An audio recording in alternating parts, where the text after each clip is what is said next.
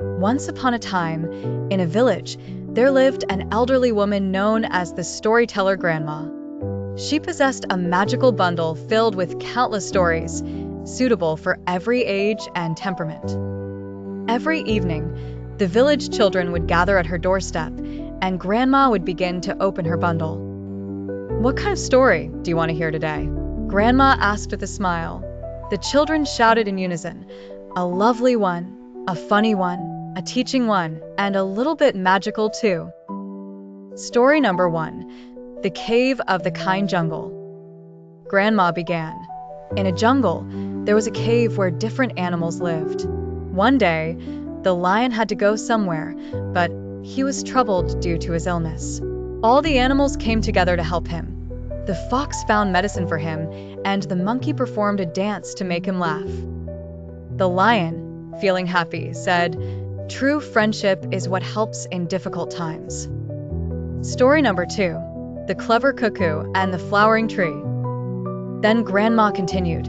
The clever cuckoo would visit a dry tree every morning and sing on its branch. Gradually, green leaves and colorful flowers blossomed on the tree. The villagers were amazed. The cuckoo said, "With love, even the lifeless can bloom." Story number 3. The Boy with the Rasgulla.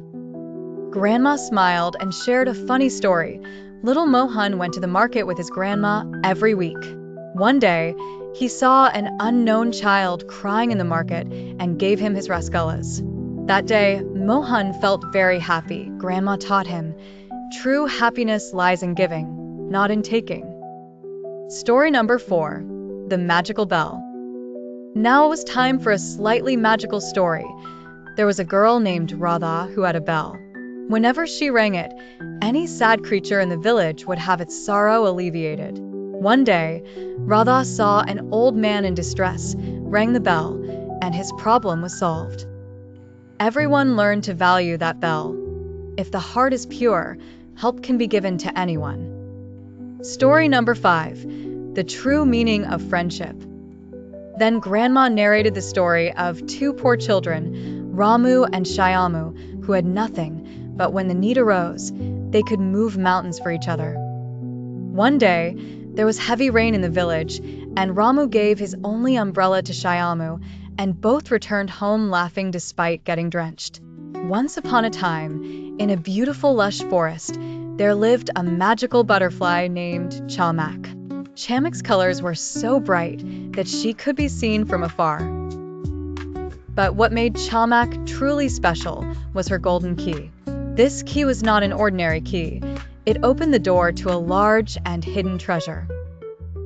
This treasure was not meant for everyone. Only those who had a pure heart, who were kind and brave, could claim it. The stories of the forest said that this treasure contained infinite happiness, knowledge, and power that could change the world. But the door to that treasure could only be opened with the golden key. One day, a little boy named Arav got lost while playing far from his village. He was very scared. Just then, Chamak came to his aid. Chamak said, "Arav, I can help you. I have a golden key that can take us to the treasure door and bring you back home, but this journey will not be easy." Arav showed courage and decided to walk with Chamak. Chamak revealed the golden key and explained that many challenges awaited them on the way. He would have to prove that he was kind-hearted, patient, and truthful. Only then could they reach the treasure door. In the first challenge, they encountered an injured deer. Arav helped it without hesitation. Chamak smiled and said, "You have passed the first test. You have compassion in your heart." In the second challenge, a fierce storm arose. Arav was frightened, but Chamak supported him, and together they faced the storm. "This is patience," Chamak said, "and you possess it too." The third and final test was truth. They came across two paths, but only one was correct. Arav trusted his intuition and chose the right path. The door opened. When they reached the treasure room, they were greeted by dazzling light and vibrant colors. The treasure was not gold, silver, or pearls. It was the treasure of knowledge, love, and goodness. It contained good values, affection, and the true joys of life. Chamak said, "This treasure is for those who come from hearts like yours. It has the power to make the world a better place." This story teaches us that true treasure lies not in gold or silver, but in the goodness, patience, and truthfulness of our hearts. Those who possess these three qualities can unlock every door in life. Once upon a time, there was a little boy named Raju who loved his grandmother's stories very much. Every night before sleeping, he would sit by his grandmother and listen to tales. She had thousands of stories, tales of kings and queens, magical fairies, and stories filled with moral values. One day, Raju asked his grandmother, "Grandma, how do you remember so many stories?" With a smile, she replied, "Dear, these stories are not just for entertainment. They are a treasure of our culture and traditions. Each story holds a deep lesson that shapes our character." Grandma explained how the tradition of storytelling in India is thousands of years old. Epic tales like the Ramayana and Mahabharata were also narrated orally at first. These stories taught lessons of religion and morality and kept the community united. Raju was amazed to learn about the many benefits of stories. Grandma clarified, listening to stories enhances creative thinking and develops imagination. They improve concentration and reduce stress. When Raju asked if stories were just for children, Grandma laughed and said, "Not at all, dear. Stories are beneficial for people of all ages. They develop emotional intelligence and improve social skills." Grandma told Raju that every province in India has its own unique storytelling traditions. In North India, there is a narrative tradition, while in the South, there are dance dramas like Kathakali. In West Bengal, stories are sung in the form of baul songs. In Rajasthan, Lenga and Manganiyar artists narrate stories with folk music. Each region has its own language and style, but the goal is the same: to pass on knowledge and values. It was a golden evening in the village. For children, tired from playing, sat under the shade of a neem tree. Their grandmother sat on a cot in the veranda. There was affection on her face, but a hint of worry in her eyes. The youngest grandson, Rohan, said, "Grandma, tell us a story today." Grandma smiled at them and replied, "All right, but promise me that you will follow the lessons hidden in the story after hearing it."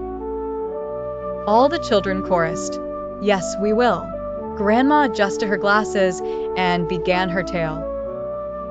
Once upon a time, in this very village, there lived two brothers, Raju and Mohan. They played together and studied together, but their natures were different. Raju was extremely fond of games. As soon as he woke up in the morning, he would grab a ball and call the neighborhood kids. Mohan also liked games, but he never skipped his study time. He would spend some part of the day playing, and as evening approached, he would light a lamp and open his books. Then came the time for exams. Mohan passed with good marks and received praise from the teacher. Raju barely passed. As soon as he returned home, his father said, "Playing is not bad, son, but without studying, the path ahead will be difficult."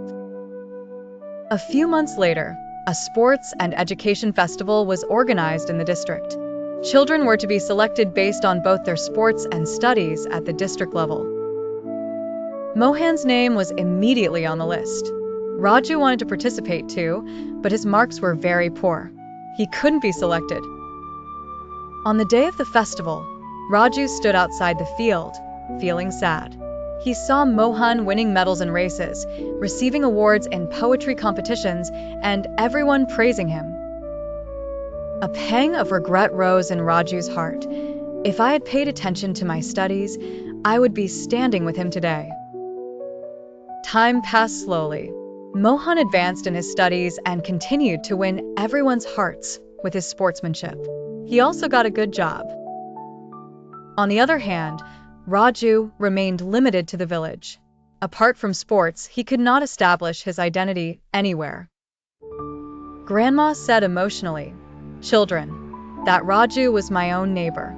In childhood, we all said that he would become a great player, but his distance from studies ruined his future.